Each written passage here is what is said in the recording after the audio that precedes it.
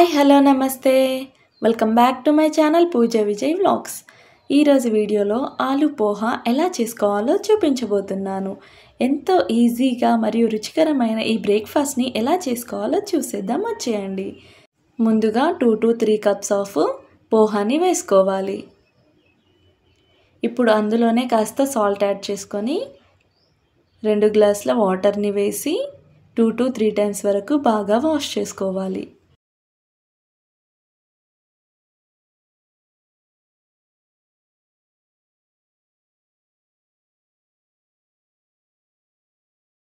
ఇలా వాష్ చేసుకున్నాక ఇప్పుడు అందులోనే 1 గ్లాస్ ఆఫ్ వాటర్ వేసి 2 minutes సోక్ చేసుకోవాలి.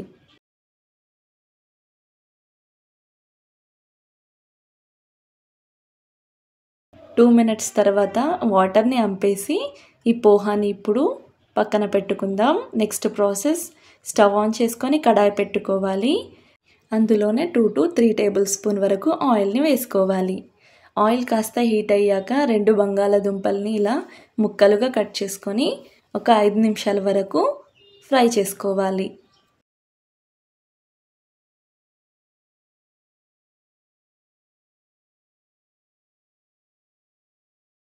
ఇలా 5 నిమిషాల తర్వాత ఫ్రై చేసుకున్న ఆలూని ఆయిల్ నుంచి సపరేట్ చేసి బౌల్లోకి వేసేసుకోవాలి.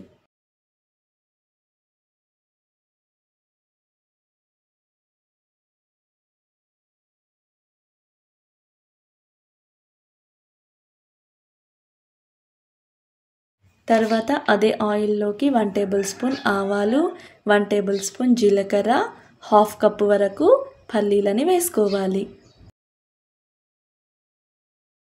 పల్లీలు ఒక 4 నిమిషాల వరకు బాగా ఫ్రై చేసుకోవాలి. ఇలా మధ్య మధ్యలో కలుపుతూ బాగా ఫ్రై చేసుకోవాలి.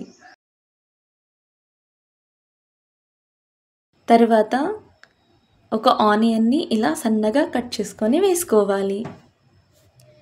ఒకసారి బాగా మిక్స్ చేసుకోవాలి. ఇలా మిక్స్ చేసుకున్నాక 4-5 పచ్చిమిర్చిని ఇలా కట్ చేసుకొని వేసుకోవాలి. ఇప్పుడు మరోసారి బాగా మిక్స్ చేసుకోవాలి. ఆనియన్స్ అండ్ పచ్చిమిర్చి త్వరగా వేగాలంటే అందులోనే రుచికి సరిపడా సాల్ట్ని వేసేసుకోవాలి. మరోసారి బాగా మిక్స్ చేసుకోవాలి.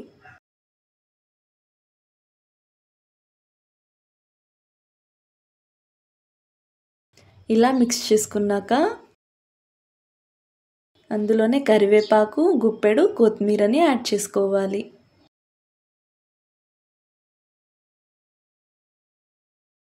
ఒకసారి బాగా మిక్స్ చేసేసుకోవాలి.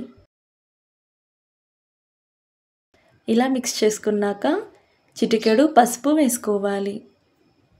అందులోనే ముందుగా ఫ్రై చేసి పెట్టుకున్న బంగాళాదుంపల ముక్కల్ని వేసేసుకోవాలి.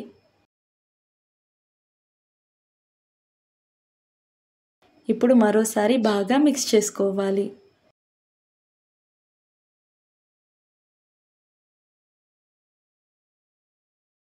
ఇలా మిక్స్ చేసుకున్నాక 2 నిమిషాల వరకు మూత పెట్టేసేయాలి. 2 నిమిషాల తర్వాత చూడండి, ఆలూస్ బాగా ఫ్రై అయిపోయాయండి. ఒకసారి బాగా మిక్స్ చేసుకోవాలి. ఇలా మిక్స్ చేసుకున్నాక ముందుగా సోక్ చేసి పెట్టుకున్న పోహాని వేసేసుకోవాలి.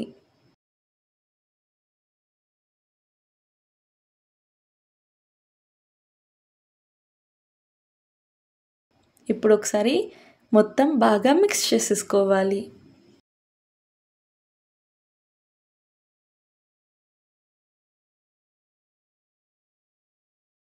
ఇలా బాగా మిక్స్ చేసుకున్నాక ఇంకో 2 minutes వరకు మూత పెట్టేసి మీడియం ఫ్లేమ్లోనే పెట్టుకోవాలి. 2 minutes తర్వాత స్టవ్ ఆఫ్ చేసేసి ఇప్పుడు ఒకసారి బాగా మిక్స్ చేసుకోవాలి. ఇలా మిక్స్ చేసుకున్నాక హాఫ్ లెమన్ని పిండుకోవాలి.